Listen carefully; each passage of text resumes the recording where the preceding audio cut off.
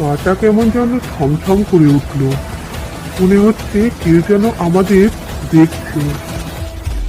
খানিকটা দূরে জঙ্গলের মধ্যে যেতেই হঠাৎ তাদের সামনে উপস্থিত হয় সেই রাক্ষস।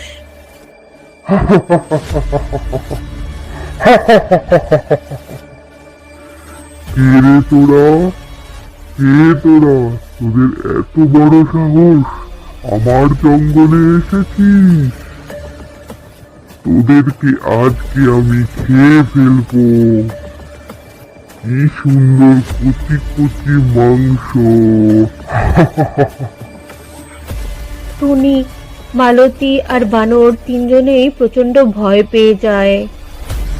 টুনি সাহস করেই সেই ছড়িটি সেই রাক্ষসের দিকে ধরে। সেই ছড়ির জাদুতে রাক্ষস সঙ্গে সঙ্গে ঘুমিয়ে পড়ে।